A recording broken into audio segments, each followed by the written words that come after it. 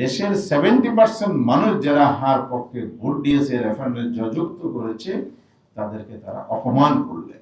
জুলাই সনদ বাস্তবায়নের জন্য যদি আগামীকালের মধ্যে যদি অধিবেশন ডাকার জন্য উদ্যোগ গ্রহণ না করা হয়, জনগণকে সাথে নিয়ে আমরা রাজপথের আন্দোলনে যেতে বাধ্য হব।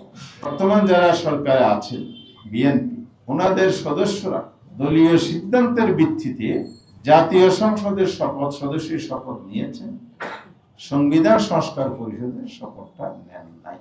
তাহলে বোঝা গেল আপনারা যে সংস্কারের জন্য ঐকমত্য কমিশন অংশগ্রহণ করলেন, জুলাই সনদ তৈরি হলো, সেটা স্বাক্ষর করলেন, আপনারাই একই দিনে রেফারেন্ডাম এই যে হানা ভোটের জন্য দাবি করলেন, আবার জনগণকে হ্যাঁ ভোটের জন্য বিভিন্ন জায়গায় জনসভায় বলেছেন।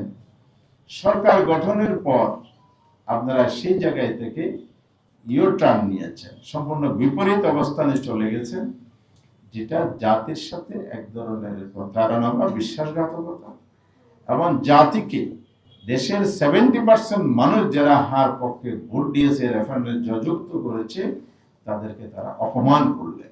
আর প্রধানমন্ত্রী যিনি হয়েছেন, তিনি লিখিত পরামর্শ কি দিয়েছেন এটা আমাদের কাছে স্পষ্ট নাই। সংসদ অধিবেশন ডাকার ব্যাপার, ওনার তো দুটি অধিবেশন ডাকার জন্য আবেদন করা উচিত ছিল, কারণ শপথ যেহেতু নেন নাই, তাহলে স্বাভাবিক উনি একটা আবেদনই করেছেন। তাহলে জুলাই সনদ বাস্তবায়নে সরকারের যে অনীহা, অসদ ইচ্ছা প্রতীয়মান হয়েছে, শুধু তা নয়, আগামীকাল 15 তারিখ সংসদের অধিবেশন হবে, 12 তারিখ শুরু হয়ে দ্বিতীয় দিবস, কিন্তু আজ পর্যন্ত সংবিধান সংস্কার পরিষদের কোনো অধিবেশন ডাকা হয় নাই। এ নিয়ে আমরা উদ্বিগ্ন, আমরা উদ্বেগ প্রকাশ করেছি আমাদের মিটিং থেকে, পুরো দেশবাসীও উদ্বিগ্ন।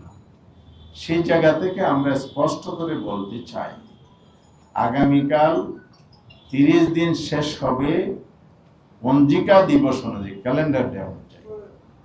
এর মধ্যে যদি সরকার সংবিধান পরিষদের অধিবেশন না ডাকে বা ডাকার ব্যবস্থা না করে, তাহলে আমরা 11 দল আজকের এই বৈঠকে শীর্ষ নেতৃত্বের সাথে পরামর্শ করে আজকে বৈঠক ডেকেছি। সেই বৈঠকটাকে স্পষ্ট আমরা সিদ্ধান্ত নিয়েছি, এটি সরকারের জন্য আগামী দিনটি শেষ দিন সংসদ অধিবেশন ডাকার।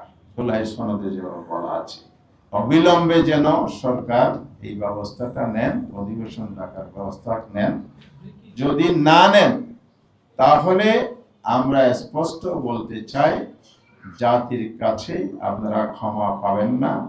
বিশেষ করে সংসদ নেতাকে এটা প্রধানত দায়িত্ব নিতে হবে, যেহেতু এই প্রক্রিয়া তিনি সূচনা করবেন, আর সরকারকেও সে দায়িত্ব নিতে হবে।